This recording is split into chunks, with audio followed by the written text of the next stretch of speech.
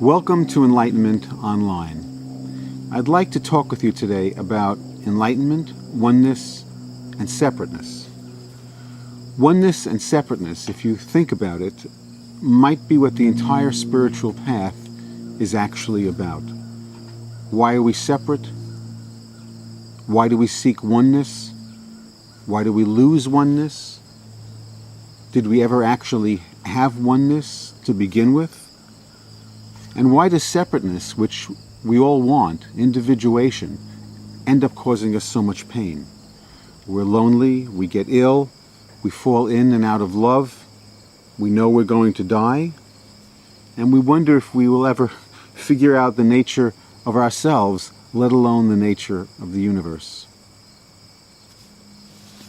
It's clear to me that questions about oneness and separateness are entangled with the very essence of our life force. We don't so much ask these questions as we are these questions. They're entwined with our very being, right from the beginning. And people usually think about oneness as kind of the loss of childhood's Eden. In other words, that's the image that people have of oneness, an Eden, kind of childhood Eden. It seems to us, although it's often not true at all, that early childhood was a time of vast spaces, vast open spaces, creativity, experiences, exciting discoveries, a feeling of being able to commune with nature, nature that was inside us as well as outside of us. As a child, we went away into the Catskills each summer, and I remember lying in a field and staring at the blue sky until it broke up into sort of dots of energy, and I would just feel very peaceful looking at these dots of energy dancing around. Or I would stare at the grass in the field until my eyes played tricks on me and I would only see the moving stalks of grass and not the ones that were still. We all had exciting discoveries to make right in front of our eyes, and it was very beautiful and made us feel peaceful. I talked with butterflies, and I sat comfortable and happy playing with the patterns on the rug and my toys while my mom talked on the phone. So, from one point of view, practically everything we do in life is an effort to get back to this oneness, this feeling that we both remember and hardly remember at the same time.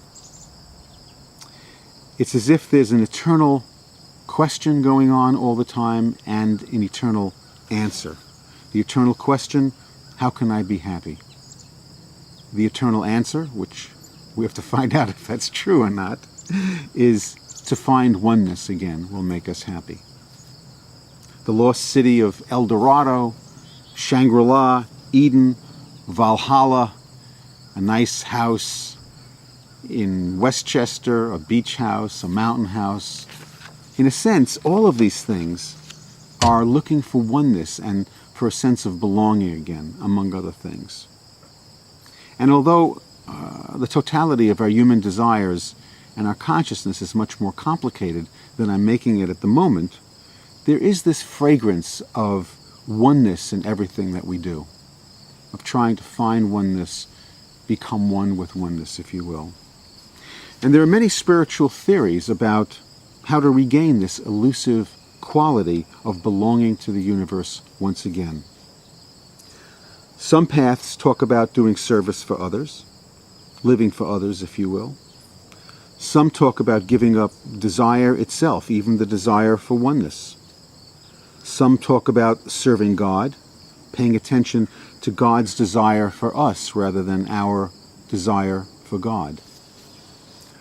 All of these perspectives have merits, and speaking personally, I tried many of them in my early days on the spiritual path, but none of them worked for me, really, because I was always bothered by the fact that there was such a thing as separateness and oneness, and that, in the opinion of most paths, these two things were going to be eternally antagonistic and could not be reconciled with each other. In other words, it only seemed to me that what would bring me happiness was a form of oneness that did not come or go, a oneness that was the result of a reconciliation between separateness and oneness, some higher level of oneness. I always felt that the movement toward separateness and our separate self's desire to move back into oneness supported and sustained each other, and that going for either one of them independently would be like loving the day to the exclusion of the night, or loving the night to the exclusion of the day, or loving life to the exclusion of death. It just didn't seem to me possible to achieve that kind of oneness through the splitting of the natural world in that way. Every beautiful piece of art, whether it's painting, poetry, music, or dance, always contains this life and death, death in life aspect. The bereaved and the brave is the way I put it here, the elegant and the dissonant. All great artists know this because their art comes from the place where both of these things reside. So that's where I wanted to look. Mournful blues brings happiness. The beauty of cherry blossoms falling reminds us of the passing years. I thought I could find the reconciliation in that way. So spiritual oneness, true spiritual oneness, always seemed to me to need a path on which we could walk toward both aspects of human consciousness. It was not going to bring us back to the oceanic awareness of childhood, but onward into something new, into something more vital, into something more alive, something that included all aspects of human experience. In other words, we were meant to lose the beginner's oneness of childhood, to individuate into thinking and feeling adults, and then, if we were lucky enough to hear the Dharma of the truth, the Torah of the truth, to find our way further. Many people confuse true oneness with an experience of feeling one with the universe. But true oneness goes beyond a personal feeling and requires that we bring all of ourselves to the table. We have an experience of oneness, and then because human nature is the way it is and life is the way it is, we lose that experience of oneness. Does that mean oneness actually disappeared? These are some of the questions that I would like to continue discussing in our meetings together. They're vital questions, and your answers and my answers are what will create the path that we're going to walk together in this new approach to the spiritual way. And I made a list of some questions for all of us to think about.